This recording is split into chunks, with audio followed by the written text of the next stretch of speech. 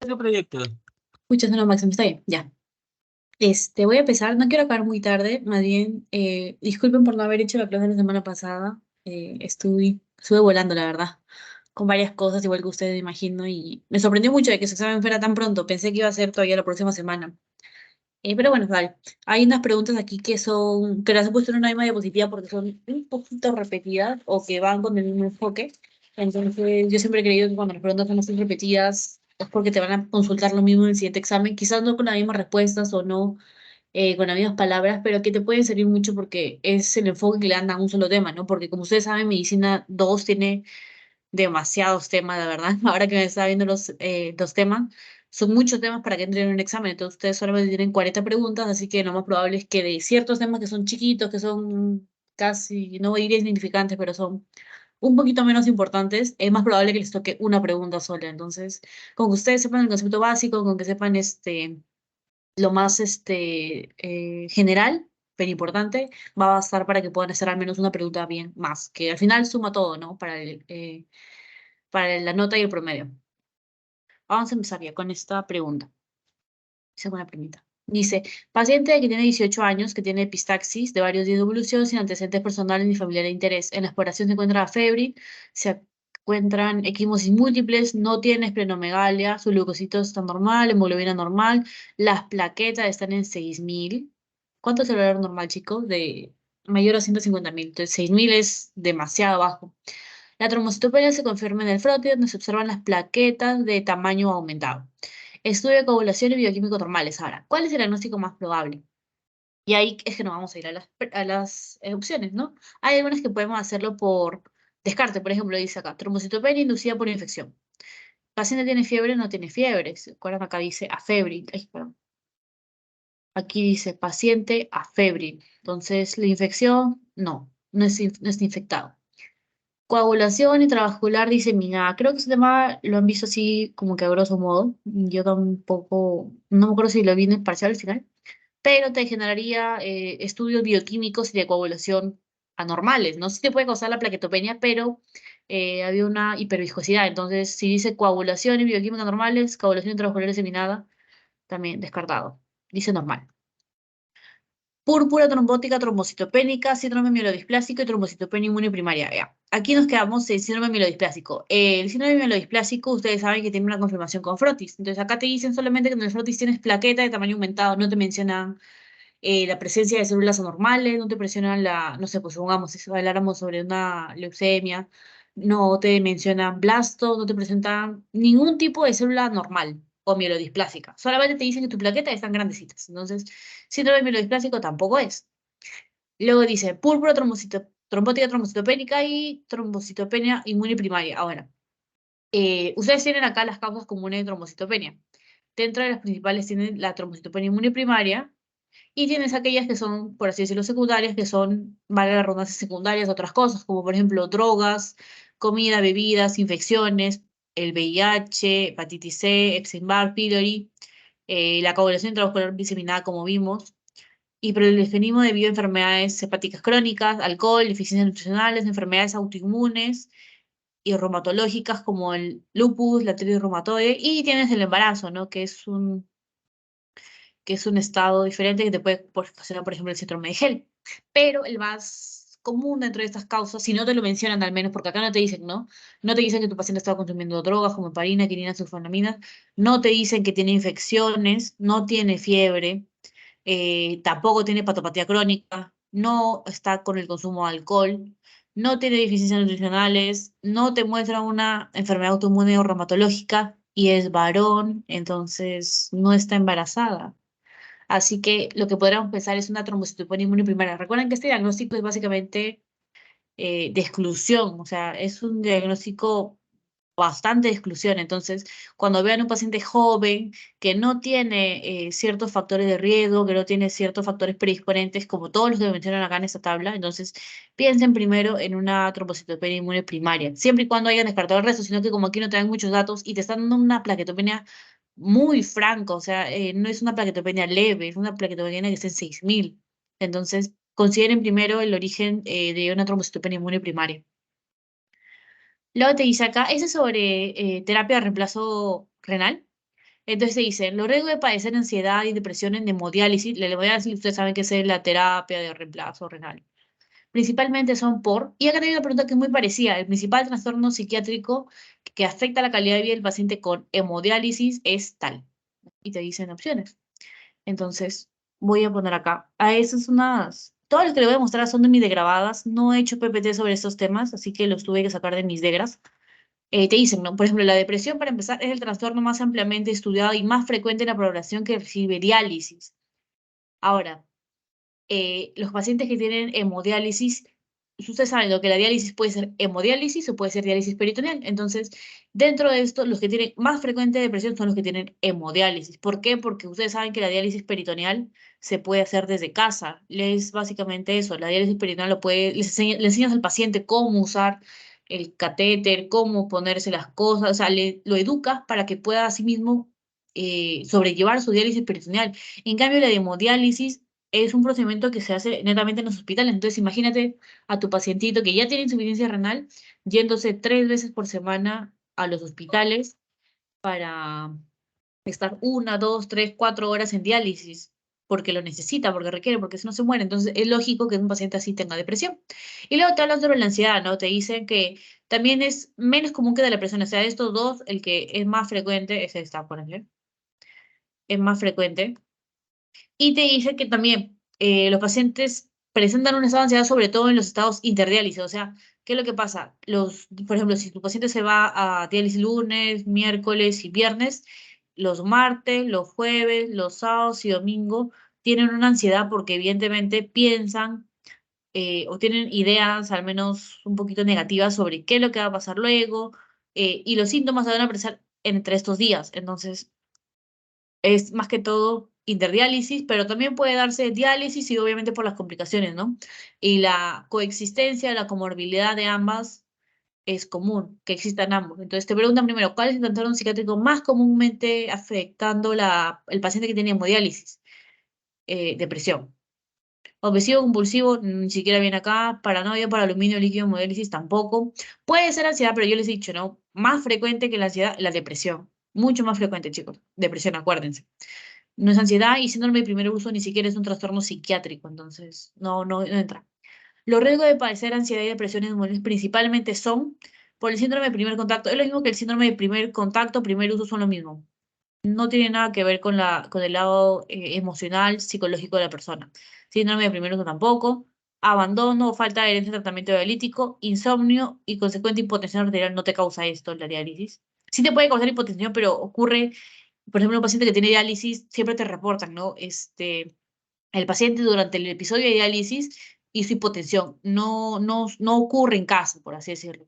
Cierre espontáneo y pérdida de la fístula arterial no le genera eso. Lo que él es abandono, falta de adherencia al tratamiento dialítico, porque como yo le mencioné, es un tratamiento muy duro, muy difícil, muy complicado y especialmente no toma en cuenta que las personas, por ejemplo, trabajan. Entonces, si un paciente tiene que ir 3 veces por semana, es muy difícil, lastimosamente, que un trabajo te dé 3 veces por semana permiso para ir a hacerte la diálisis. Entonces, la mayoría de esos pacientitos, lastimosamente, no trabajan o tienen una actividad laboral muy limitada. Entonces, la falta de ese tratamiento es por lo complicado que es, por las repercusiones económicas que puede tener para la persona y, evidentemente, los cuadros de depresión y ansiedad que te puede causar.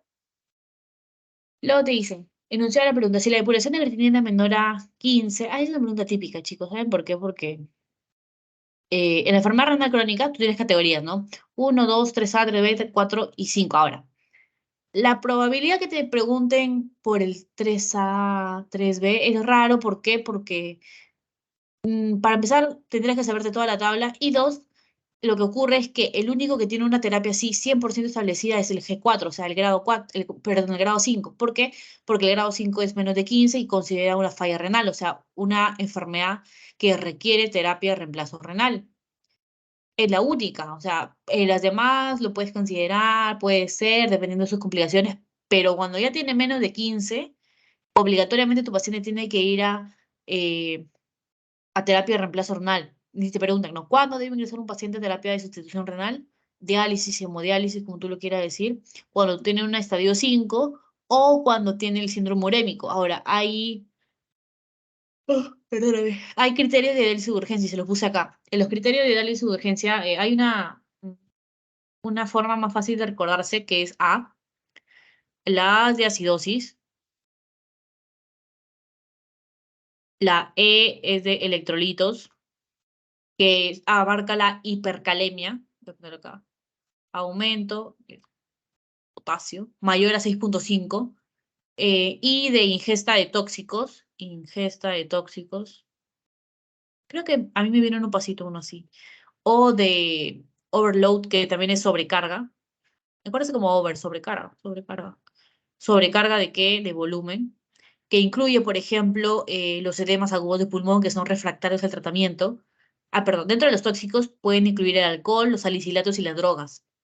Y en la acidemia no es cualquier acidosis, o sea, no porque tu paciente tiene 7,3, por así decirlo, va a ir a diálisis. Tiene que ser una acidosis que sea menor a 7,1 y que no responde al tratamiento. O sea, tú le pones, por ejemplo, bicarbonato, todo, y no responde, no sube, no sube. Entonces, acidosis severa, refractaria al tratamiento. Electrolitos, ¿cuál? Aumento del potasio mayor a 6,5. Perdón por mis números, que estoy con el mouse. 6,5. Ingesta de tóxicos, alcohol, salicilato, drogas. Overload, que es sobrecarga de volumen que incluye el edema agudo de pulmón, que también es refractario al tratamiento. O sea, tú le pones diurético, no funciona. Le pones más diurético, le inyectas una dosis bolo de, no sé, pues, furosemida 60 cada 6, que es una dosis fuerte, y aún así tiene la sobrecarga. Entonces, necesita urgencia de diálisis. Y lo último, la uremia, que es lo que te ponen acá, ¿no? El síndrome urémico. El síndrome urémico puede ser encefalopatía urémica, pericarditis urémica, convulsiones, disfunción plaquetaria, y es cuando la URI está por arriba de 200, en este caso. Entonces se preguntan acá, la depuración de creatinina es menor a 15, entonces, ¿qué cosa haces, no?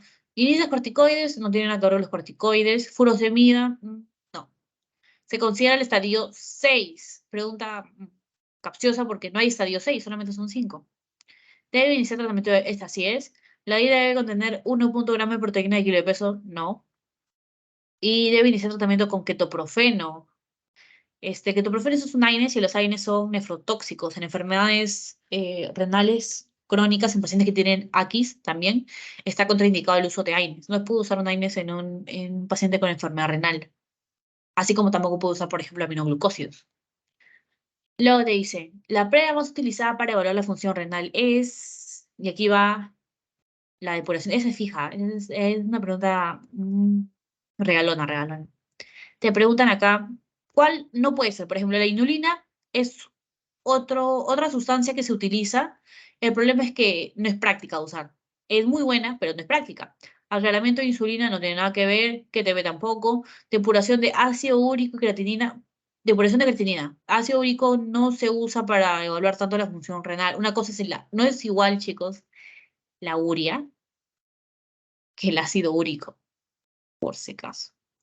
Y te ponen acá, ¿no? Eso lo saqué también de mi degra. Dice, la filtración glomerular es un parámetro para el estadiaje y la enfermedad renal crónica porque ustedes se acuerdan, ¿no? Que para AQIS, o sea, para insuficiencias renales agudas, tenemos otros parámetros. No se usa la filtración glomerular, se usa la diuresis. Y uno más que ahorita no recuerdo, la verdad. Pero para la enfermedad renal crónica, tú usas la filtración glomerular. Entonces tú puedes usar marcadores directos. Como les digo, la inulina es un buen marcador, el tema es que no es práctico, no se usa mucho. Ustedes nunca, o al menos yo personalmente nunca he visto en un hospital que hagan la depuración de inulina por lo impráctico que es. Entonces siempre usan la depuración de creatinina. El tema con la depuración de la creatinina es que te sobreestima la tasa de filtración glomerular en un 10 a 20 a 30%. Y esto puede tener un potencial de error en la recogida de 24 horas en orina. Entonces, ideal, a pesar de las limitaciones que le dio que sobreestima, igual la depuración de creatinina. Dice, paciente de 45 años con creatinina de 3,4 urea. Miren cuándo tiene la urea, Dios. ¿Se acuerdan cuánto les dije para síndrome urémico? Mayor a 200. Ay, qué feo mi número. Mayor a 200. Entonces, si tú tienes que tiene mayor a 200, ya puedes pensar que esta uremia te está causando varias cosas. Te puede causar encefalopatía, pericarditis, convulsiones. Entonces te dice, el paciente se encuentra en asterixis, tiene mioclonías, somnolencia, dificultad para la concentración. Somnolencia, dificultad para la concentración, todos estos son síntomas neurológicos. Entonces, ¿qué cosa te está causando encefalopatía. Entonces te dicen, neuropatía autonómica. No, no tiene relajación de esfínter, no tiene nada autonómico. Uremia, encefalopatía urémica. No es lo mismo, o sea, la uremia puede ser solamente uria y un paciente puede estar asintomático, pero cuando ya te genera encefalopatía, pericarditis, convulsiones o disminución de las plaquetas, ya es otro asunto. Gastropatía urémica también puede causar gastropatías, pero es más frecuente encefalopatía, pericarditis, convulsiones y pericarditis urémica, que no lo tiene. Entonces, ¿qué cosa tiene nuestro paciente? Tiene una encefalopatía urémica. Por los síntomas. ¿Cuál de los siguientes es una característica de la cefalea lúpica? Ya, vamos a hablar de la cefalea. No, no es un tema que han tocado ustedes, así que no se preocupen si es que lo que les estoy diciendo quizás no lo sabía, porque eso lo van a llevar en neurología todavía el siguiente semestre. Pero las cefaleas tienen tipos. Tienen las cefaleas tensionales, las cefaleas migrañosas y las en racimos, ¿no? Bueno, en racimos.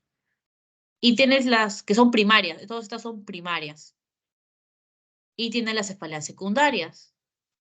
Una de las cefaleas secundarias sería la causada por enfermedades autoinmunes, como cuál, como el lupus,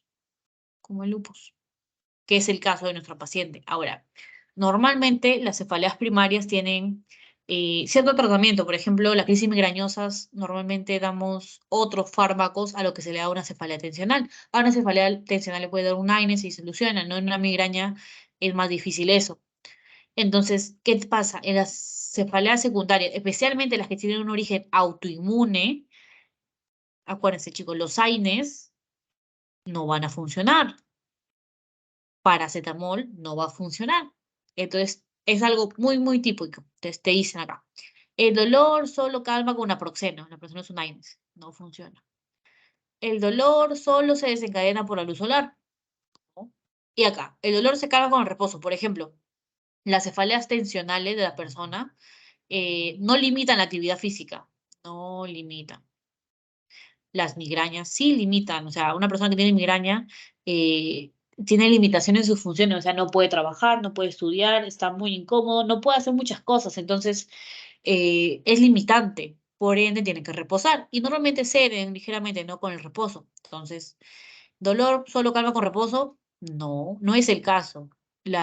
Acuérdense, las enfermedades autoinmunes tienen esta característica, por ejemplo, la artritis, que es causada por una enfermedad autoinmune, no calma el reposo, al contrario, se exacerba con el reposo. Es algo muy característico de las enfermedades autoinmunes.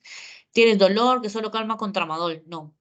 Es un dolor refractario, o sea, que no responde al tratamiento convencional, porque convencional, ¿qué es lo normal cuando te duele la cabeza? Que tú uses un AINES.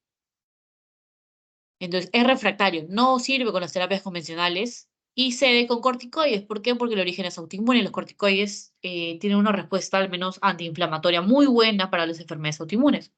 Entonces, esta era la respuesta correcta. A ver, tenemos otra. Paciente, mujer de 60 años, edad, fumadora, que acude a consulta porque tiene dolor generalizado, disminución de la talla en 4 centímetros y el examen usted ve cifosis dorsal marcada. ¿Cuál sería el examen para solicitar su presunción diagnóstica? Ahora, con esa sintomatología, nosotros estamos sospechando de osteoporosis. Te dice dolor generalizado, o sea, que te puede incluir, no dolor, no te dice dolor óseo, pero tú, un paciente nunca te va a decir, me duele, dolor. ¿Cuál es su síntoma, señora? Tengo dolor óseo, no, me va a decir, me duele todo el cuerpo, me duele la cadera, me duele tal cosa, o sea, te ponen estos tipos de casos así con síntomas muy escuetos algunas veces, justamente porque los pacientes vienen hablando así, entonces te dicen dolor generalizado. ¿Tiene factor de riesgo? Sí, edad y fuma. Y te dicen disminución de la talla, eso es algo muy característico, ¿ah? Porque en la sintomatología, a pesar de que es asintomática en los primeros años, te dice qué síntomas te causa cuando ya es sintomático, o sea, cuando ya hay una progresión. Esto es cuando ya hay progresión. ¿Qué te causa? Dolor óseo muscular, fracturas que pueden generar un dolor agudo, por ejemplo, alguien que se fractura la vértebra, tiene un dolor abrupto en la columna. Mayor cifosis dorsal, disminución del tamaño de la altura, eso es importante, disminución, cuando te digan, yo no era tan chiquito, doctora, yo me he achicado, y se imagínese un paciente de 60 años que se achique, ¿Qué puede ser? Osteoporosis.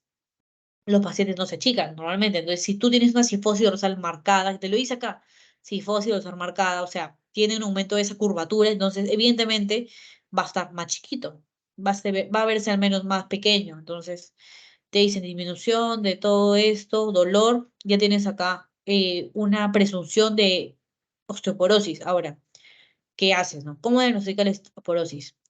Historia clínica, orientada a la osteoporosis. Por ejemplo, señora, usted tiene dolor generalizado, ha bajado el tamaño, ha tenido fracturas recientes, fracturas que no son normales. Antecedentes, su familia ha tenido osteoporosis. Si son mujeres, su mamá ha tenido osteoporosis. Hay otro factor de riesgo, ser mujer. ¿Por qué? Porque ya tiene ese daño, entonces es una mujer posmenopáusica. Ustedes saben que en la menopausia los niveles de estrógenos bajan. Entonces, ¿qué pasa? Que los estrógenos tienen un factor en la mujer osteoprotector. Entonces, ¿qué pasa si tienes una mujer que ya pasó la menopausia, ya no tiene estrógeno? Entonces, ese efecto osteoprotector del estrógeno ya no funciona, por ende tiene más riesgo de osteoporosis.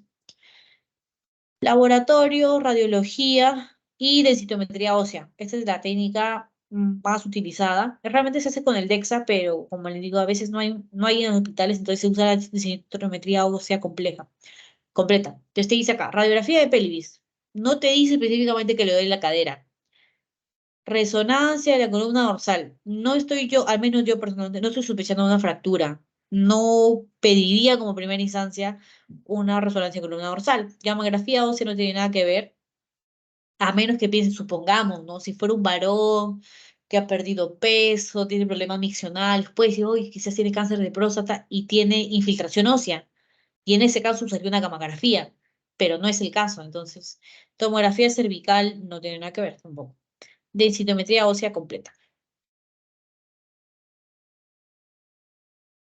Ay, no me descansar, ya. Enunciar la pregunta. Esta pregunta también relativamente sencilla. Los linfocitos que pertenecen a la inmunidad innata.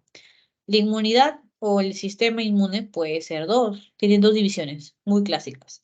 La inmunidad innata y la inmunidad adaptativa. No sé si usted le enseñó a un profesor cubano. A mí me enseñó un profesor que era cubanito, me caía muy bien. Entonces, tienes acá tú que la inmunidad innata se conforma por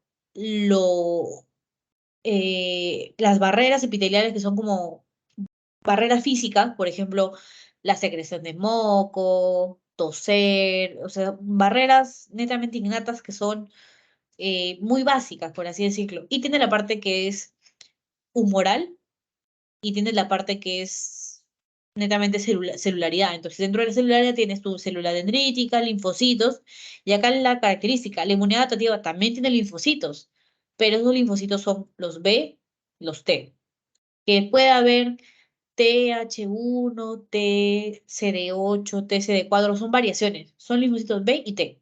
Los B producen anticuerpos y los T se diferencian para generar diferentes tipos de linfocitos T efectores.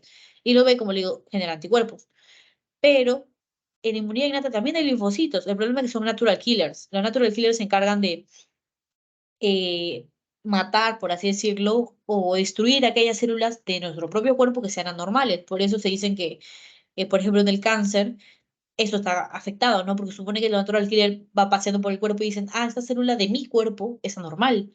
¿Y qué pasa si yo tengo un natural killer que es afectado? No funciona. Entonces, nunca detecta esa normalidad de mi propio cuerpo y se generan ciertos tumores. Entonces, acá te pregunta, ¿no? De la inmunidad innata.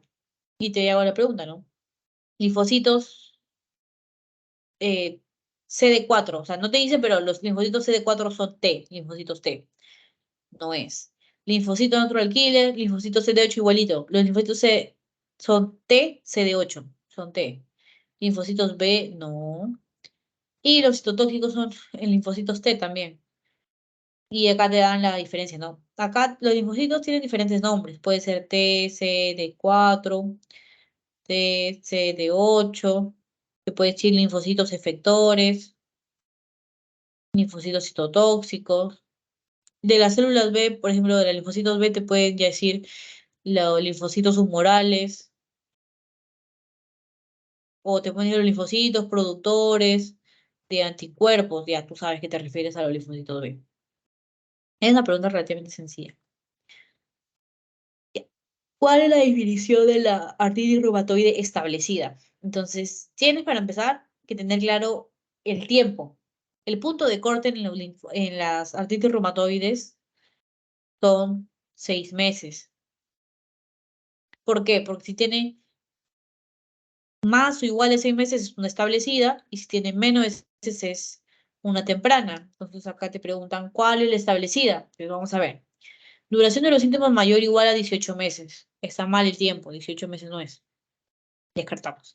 Duración de síntomas mayor o igual a 6 meses o cumplir con criterio del Colegio Americano de Reumatología 1987. Este sí puede ser. Duración de los síntomas mayor o igual a 12 meses, ¿no? Duración de 76, mira, por descarte podrías hacer esa pregunta, porque le digo, el punto de corte es 6. Si tú sabes que el punto de corte es 6 para la establecida más igual a 6, entonces esta pregunta les pueden haber hecho más sencilla, ¿no? Ya en la parte de cumplir los criterios es relativo, ¿no? Tú no te vas a acordar del año, pero te puedes acordar 6 meses. En 6 meses tengo una definición de una artritis reumatoide establecida o temprana. Esa es la clave. Dice, varón de 69 años con antecedente de hipertensión arterial, obesidad, con diagnóstico de policitemia media. Ya te están dando un diagnóstico. Y te van a preguntar cuál es el tratamiento. Entonces te dicen acá. Lo primero que tú tienes que ver cuando haces policitemia vera es estratificar el riesgo, ¿no? Igual que todo, para la hipertensión, para la diabetes, tú primero dices, ¿mi paciente tiene poquito riesgo o tiene mucho riesgo? Entonces acá hay factores. El de bajo riesgo es un paciente que es menor a 60 años, no tiene antecedentes de trombosis, su recuento plaquetaria está eh, menor a 150.000. Tienes ausencia de factores de riesgo, por ejemplo, como la del tabaco, hipertensión, diabetes, obesidad, hipercolesterolemia. Tienes un riesgo intermedio que es como no este, pero tampoco el otro.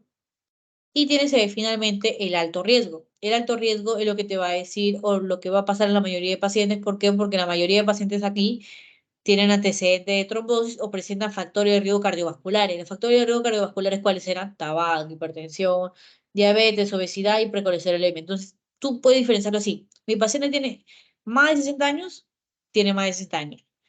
¿Tiene factores de riesgo cardiovascular? Sí tiene. Hipertensión, obesidad. Listo. Tengo un paciente de alto riesgo. Ahora, dependiendo de cuál sea mi riesgo, tú vas a elegir, dependiendo de cuál sea el riesgo, tú vas a elegir el tratamiento. Entonces, te dicen acá, bajo riesgo y riesgo intermedio, lo mismo. Aspirina con flebotomía. Alto riesgo, hidroxiuria con o sin aspirina y flebotomía. Entonces, acá las respuestas, vamos a ver cuáles son. ¿Ácido acetilsalicílico solo en monoterapia? No. Ciclosporina no tiene nada que ver. Flebotomía en monoterapia, o sea, sin acompañamiento de ácido acetilsalicílico, no. Ácido acetilsalicílico, eso te puede hacer dudar, pero acuérdense, tienes un paciente que tiene alto riesgo, no es. Hidroxiuria, ácido acetilsalicílico y flebotomía, eso sí es. Luego te preguntan acá, ¿tienes una anemia macrocítica que se da en todas las circunstancias excepto tal cosa? Entonces, acuérdense, la anemia macrocítica es aquella que tiene alto el volumen corpuscular medio, o sea, el tamaño. Tienes una anemia que tiene eh, glóbulos rojos grandes. Entonces te preguntan acá, ¿en qué circunstancias se da? Entonces tú tienes acá que la más frecuente, la causa más frecuente,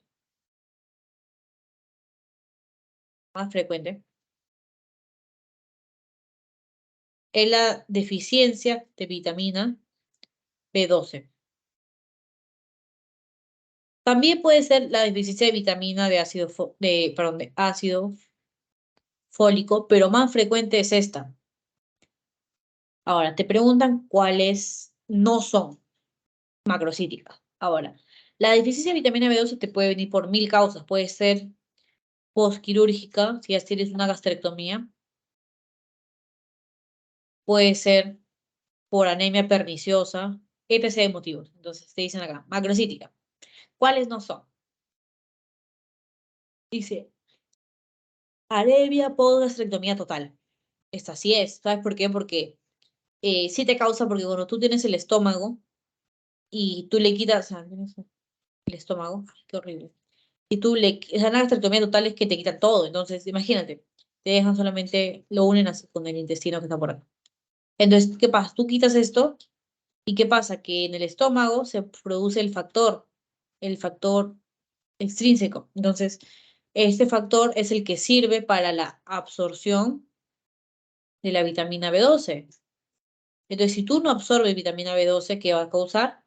Una anemia macrocítica. Esta de anemia sí es, esta sí causa anemia macrocítica. Alcoholismo también, porque está muy relacionado con, eh, perdón, está muy relacionado con la pérdida o la mala absorción de vitamina B12 y de ácido fólico, entonces también te causaría lo mismo, también es. Anemia hemolítica, hay casos de la anemia hemolítica, por lo mismo que es la mayoría de veces autoinmune, tiene variabilidad, no puede ser normocítica, puede ser macrocítica, depende de cuál sea la causa. No puedes tú decir, ay, no, esta no es, esta es microcítica, no. Talasemias y hepatopatías crónicas.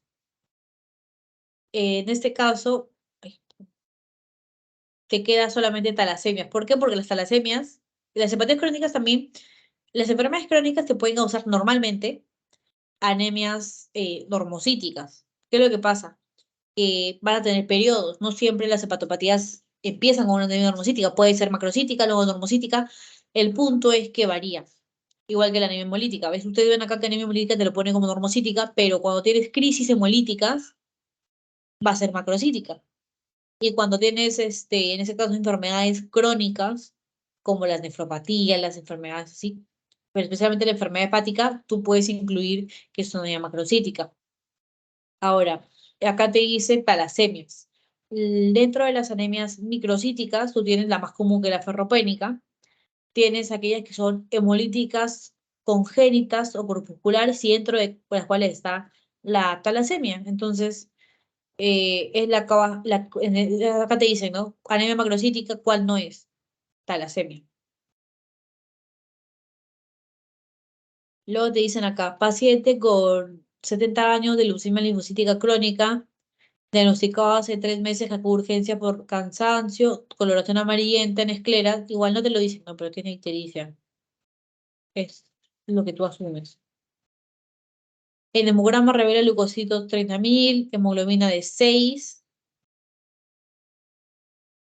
es una anemia. Y lo más probable es que tu paciente tenga síntomas de anemia, ¿no? Cansancio, palidez, fatiga. Plaquetas en 100.000. Están bajas. No están tan bajas, pero están bajas.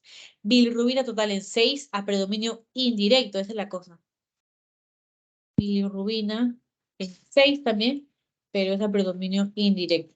Y acá viene la cosa, porque el indirecto es la no conjugada. Entonces acá te dicen, ¿cuál de las siguientes pruebas de mayor utilidad diagnóstica? Ya. Te dice primero, por ejemplo, ecografía hepática.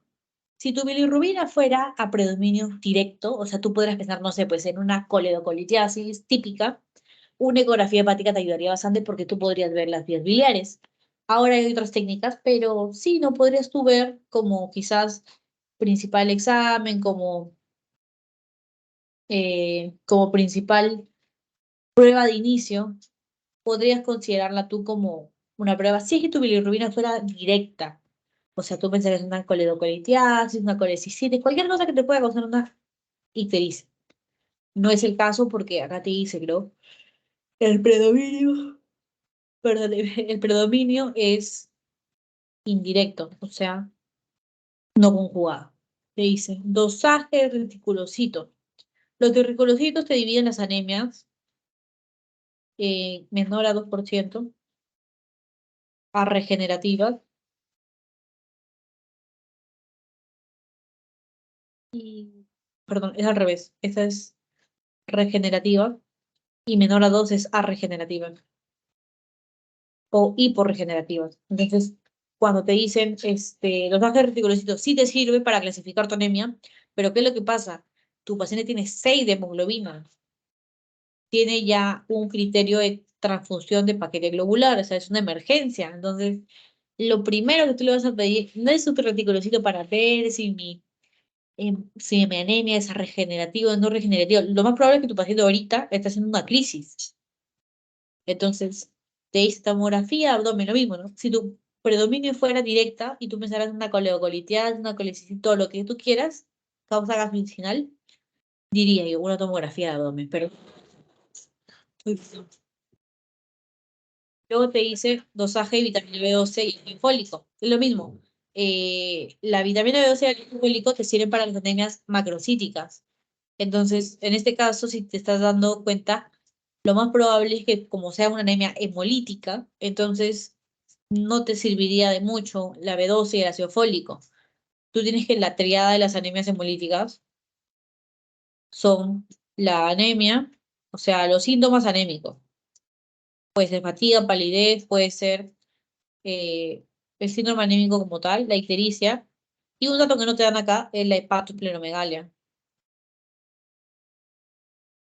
Es una triada clásica. Pero ¿qué es lo que pasa?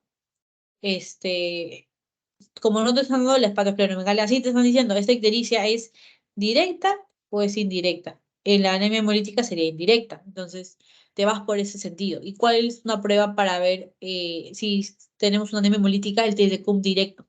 Es lo primero que tú pedirías porque si tiene un directo es una emergencia médica, necesitamos ya, eh, lo más probable es que aparte de los paquetes globulares necesite otros procedimientos porque a pesar de que tú le des un paquete globular, la paciente va a seguir haciendo esa reacción autoinmune. Entonces, lo primero que tú pedirías sería el test de directo. Te dice, es una característica de la anemia perniciosa. La anemia perniciosa te causa deficiencia de vitamina B12 y por ende te causa una anemia macrocítica. Entonces acá te dicen, ¿no?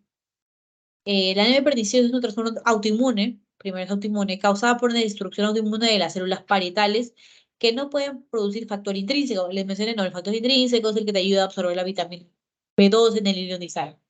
Ahora, si no puedes tú tener factor intrínseco y no absorbe vitamina B12, entonces te genera una depresión de la vitamina B12, que es importante para la producción de eh, los diferentes mecanismos para llevar a un buen transporte una buena hemoglobina. Entonces, ¿qué pasa? Si tú no tienes hemoglobina buena, tienes una anemia. En este caso sería macrocítica, porque la vitamina B12 se encarga de la metilación del ADN. Entonces, aparte de la clorhidria, disminución de la absorción de hierro, lo principal es que tienes un problema autoinmune que te evita el factor intrínseco y por ende, a consecuencia, disminución de la vitamina B12 y por ende una anemia macrocítica.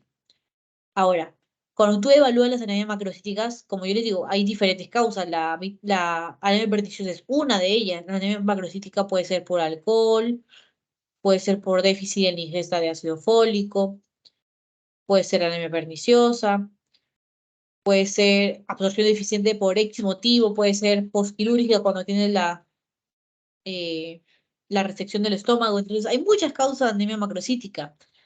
¿Cuál es el enfoque que tú le puedes dar? Por ejemplo, acá dice examen específico. Aparte de todo esto que ya lo de cajón, te dice el test de Schilling es para ver cuando tú tienes una absorción deficiente de la vitamina B12.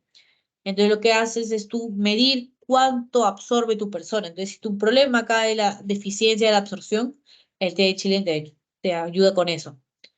Tienes una endoscopía alta. ¿Por qué? Porque tú tienes atrofia gástrica, entonces tienes un estado de aclorhidra probablemente, un gastritis crónica, un cáncer gástrico también te va a causar atrofia del estómago, aclorhidria, y por ende la atrofia de esta célula va a hacer que no produzca factor intrínseco, que puede ser una. Biopsia de la mucosa gástrica, el yeyuno, ilion terminal porque ahí se absorbe la vitamina B12 de la mucosa gástrica para ver si tiene lo que les digo, ¿no? Si tienes atrofia de las células parietales, no producen factor intrínseco. Pero cuando hablas exactamente de anemia perniciosa, que yo les dije es autoinmune, entonces, como es autoinmune, tú tienes que tener anticuerpos que te atacan a ti mismo, en este caso que atacan a tus células parietales gástricas. Entonces, cuando tienes anemia perniciosa, tienes anticuerpo, antifactor intrínseco o anticuerpo anticélulas parietales gástricas, que son diagnóstico para anemia perniciosa. Entonces, acá te preguntan, ¿no? Si tengo anemia perniciosa, ¿tengo hiposegmentación de neutrófilos? No. ¿Hematitis microcíticos? No. Dosaje disminuido de ácido fólico, no, les dije que afecta la vitamina B12. Positividad de anticuerpos anticélulas parietales gástricas, sí. Positividad de anticuerpos antitranscopalaminas no tiene nada que ver. Puede ser anticélulas parietales gástricas o antifactor intrínseco. Y esa es la respuesta correcta. Te dicen acá, Ah, ya. Estas preguntas también son de eh, dos bancos diferentes que vi, pero son parecidas, tienen casi el mismo enfoque, por así decirlo. Te dicen, ¿cuál es el efecto resultante del uso de yecas o aras en el tratamiento de la nefropatía diabética? O sea, ¿cómo funciona? Y el otro te pregunta casi lo mismo, ¿no? ¿Cuál es el beneficio funcional del uso de yecas o aras?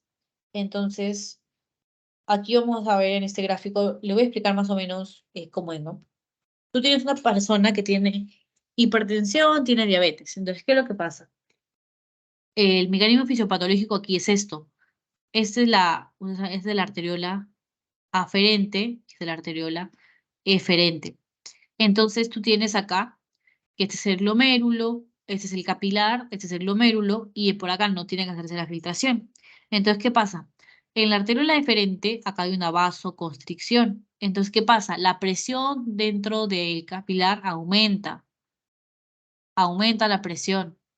Por ende, se genera un incremento de presión dentro del glomérulo.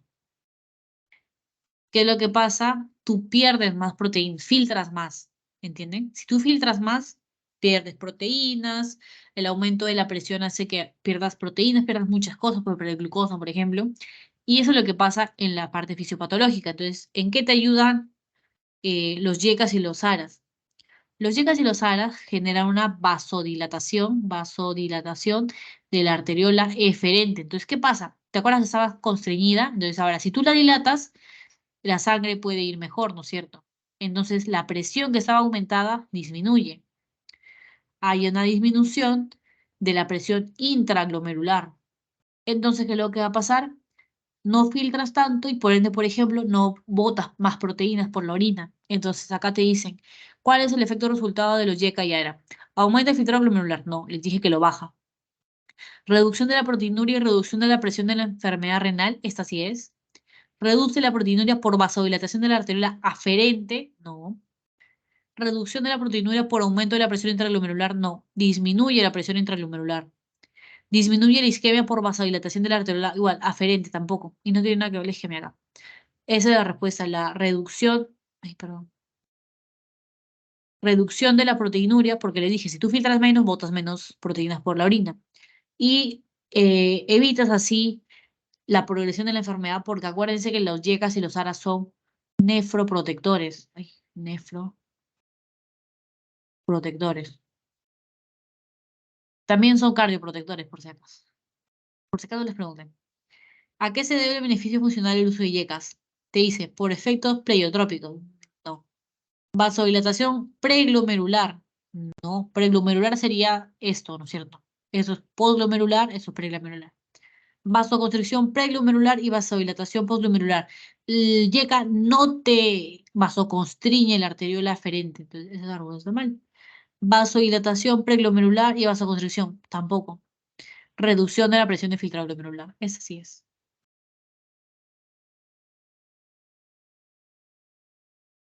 Luego te dice, ¿cuál es el tratamiento de elección para la anemia ferropénica? Cuando tenemos las anemias ferropénicas, en general, las anemias, lo primero que tú tienes que hacer es buscar la causa. Tú tienes la causa, la tratas. En todo, no solamente en las anemias. Tienes una enfermedad, una insuficiencia renal aguda, causa, tratas, corriges. Listo. Entonces, ¿qué pasa? En la anemia también pasa lo mismo. Tienes tú identificar causa, mejorar el aporte de hierro a los alimentos, medicar con hierro oral o parenteral. Ahora, ¿cómo tú eliges si darle oral o parenteral? Para empezar, el de elección es el oral. Les comenté que cuando, esta clase sí la hice, cuando tienes hierro parenteral, es, para empezar, muy raro de dar. Muy poca gente lo tiene que llegar a este punto, por decirlo, y te puede generar efectos. Vamos. Te puede generar efectos adversos, sobre todo hipersensibilidad. ¿Por qué? Porque estás aplicando de hierro por vía endovenosa. Entonces, es mucho más fácil hacerlo por vía oral. Y lo más común que se da en postas, en hospitales, donde sea, es el sulfato ferroso. Tiene mejor absorción intestinal y tiene bajo costo. Por eso es que lo usan mucho. Yo me acuerdo que cuando yo estaba en salud pública, a los pacientes que venían con anemia, a los niñitos, se les daba sulfato ferroso. Es muy bueno, te genera bajo costo. El asunto quizás que te puede causar es problemas gastrointestinales, tus deposiciones pueden teñirse de color, pero son cosas momentáneas. No te generan respuesta de hipersensibilidad como el hierro parenteral que yo te dije, ¿no? Puede generar reacciones adversas a la administración endovenosa. Entonces acá te dice, tratamiento de elección. Si tú tienes un paciente niño, tienes un paciente adulto, tienes un paciente mayor, que tiene una anemia controlable, que no está en criterio de transfusión de paquete globular, lo primero que tú le quieres dar es hierro oral, es como cualquier cosa, ¿no? Si yo tengo un diabético, lo primero que voy a hacer no es ponerle insulina, ¿no? Que es subcutánea. Lo primero que tengo que hacer es iniciar una terapia oral, ya sea monoterapia o si su hemoglobina mayor a 8 terapia combinada. Lo mismo pasa con todos los tratamientos. De elección, tú cuando tienes una infección por algo, una neumonía, por ejemplo, si es típica, quería la neumonía en un paciente joven sin comorbilidad, le das tu acitromicina vía oral. Lo primero que vas a hacer no es inyectarle algo al paciente. Entonces, si te dice tratamiento de elección, todo lo que es parenteral lo quitas. Y te dice acá, sulfato ferroso o hierro dextrano. El de elección, sulfato ferroso por vía oral. Luego te dicen acá, eh, mujer de 14 años sin antecedente de hipertensión edad, con sospecha de insuficiencia medular por hallazgo de pancitopenia marcada. Ay, perdón. Pancitopenia marcada. Y te dicen los síntomas. Tiene, te preguntan, ¿no? ¿Cuál hallazgo puedes encontrar? Los, acá cuando tú tienes una disminución de las plaquetas, tú sabes que tienes una alteración de la hemostasia. Entonces, ¿qué te puede generar esto? Equimosis, petequias, te puede causar sangrado, ya sea hemorragias espontáneas como sangrado de, puedo poner acá, espontáneas o de mucosas. Dentro de las mucosas está la gingivorragia, está la epistaxis, palidez, efectivamente tienes hemorragias, pierdes sangre, ¿no? De alguna manera te va a generar una anemia. Y el tema acá es que no te causa visceromegalia. ¿Qué cosa te causa visceromegalia? Las anemias hemolíticas. No te causa la plaquetopenia, la pancitopenia marcada no te genera una visceromegalia, no te genera una hepatosplenomegalia, por ejemplo. Si te causa equimosis, les dije, gingivorragia, sangrado de mucosas, epistaxis, palidez también te causa, lo que no te causa es la visceromegalia. Dice, la primera hemodiálisis se realiza en un breve periodo, 1 hora y media, para evitar el riesgo de infección intradialítica, no. De hecho, cuando uno tiene un paciente que viene a diálisis, uy, se le piden todos los exámenes, por ejemplo, VIH, hepatitis, se piden muchos exámenes serológicos para asegurar que no haya una infección. Entonces, el periodo de tiempo que le ponen acá, que es lo que yo imagino que resaltan más, en un breve periodo de tiempo no se hace para evitar una infección intradialítica. Evitar la ultrafiltración no tiene nada que ver. Que el paciente tenga un impacto, no tenga impacto emocional. Cualquier diálisis o diálisis peritoneal tiene un impacto emocional porque necesitas una terapia de reemplazo renal y el paciente va a estar sujeto a eso siempre. Prevenir el síndrome urémico hemolítico tampoco tiene nada que ver. Prevenir el síndrome de primer uso.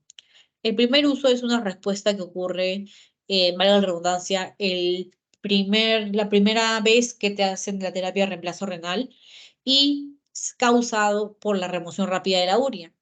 Entonces, esto puede generar un edema cerebral y te puede causar síntomas, puede ser de náuseas, vómitos, etc. de cosas. Y es por eso que, si bien la diálisis normalmente, si no me equivoco, dura 3, 4 horas, la diálisis en primera instancia tiene que durar solamente 1 a 5 horas. Después, las siguientes terapias, las siguientes sesiones pueden durar las horas normales, 3, 4. Pero la primera, por esta remoción rápida de la urea que ya se había acumulado porque tu paciente está mal del riñón, te puede generar síntomas. Entonces, para evitar esos síntomas, esas molestias, lo hacen la primera vez corto, la segunda, tercera, cuarta y en adelante, el tiempo normal. Luego te dicen acá, paciente varón de 60 años que tiene diarrea, perdón, acude a emergencias con creatinina de 2 y urea de 220. ¿Cuál es el enfoque diagnóstico? Acá te están dando un dato muy importante. Te dice que tu pacientito tiene diarrea.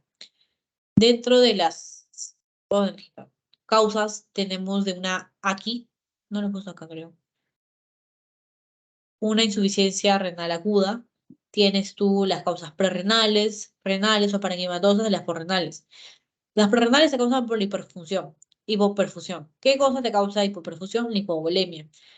¿Qué te puede causar hipovolemia? Vómitos, diarreas.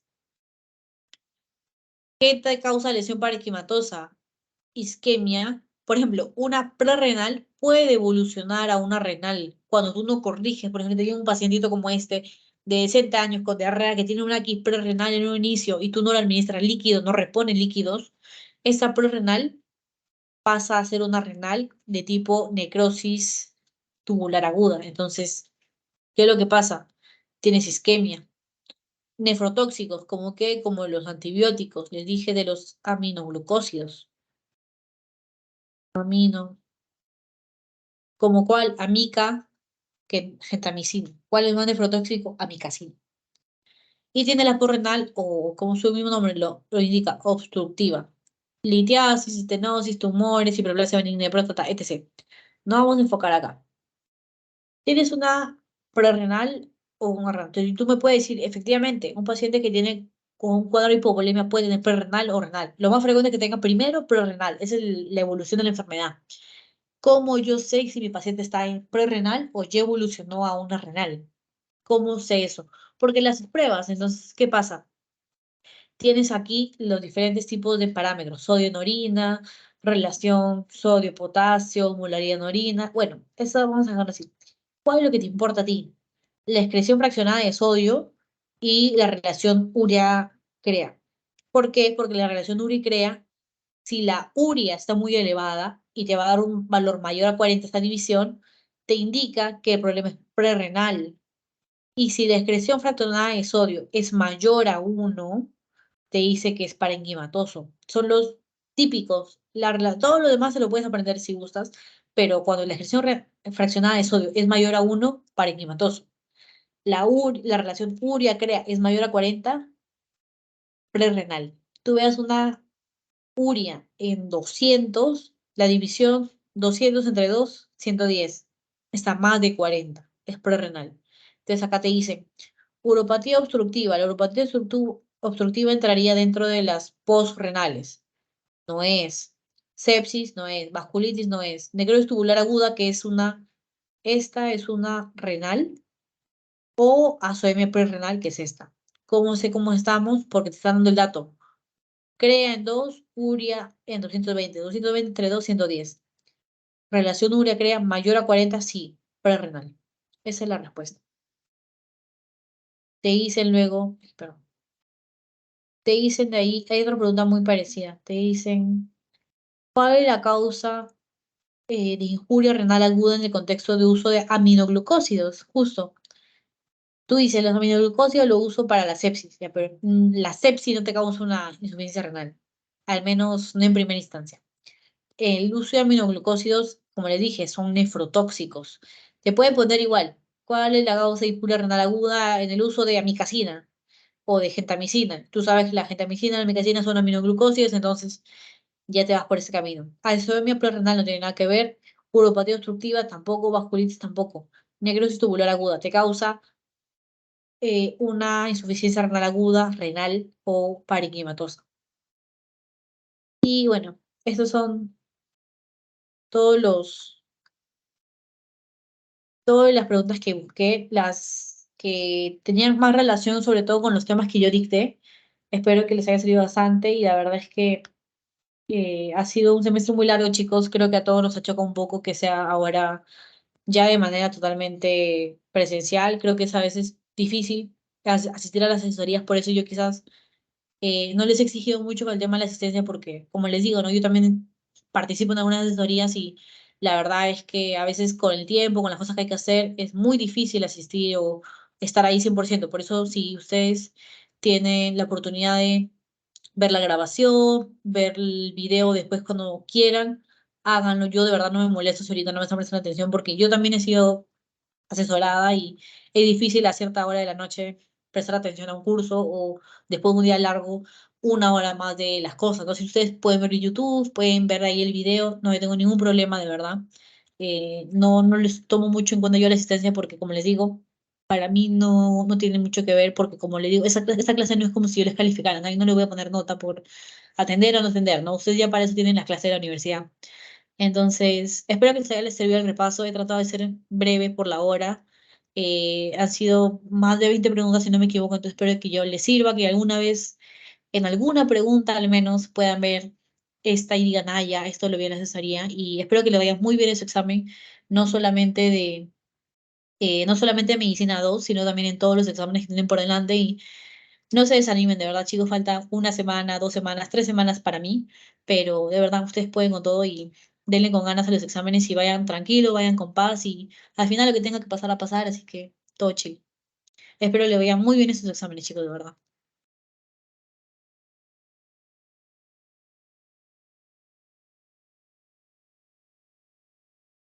Muchas gracias, Ger.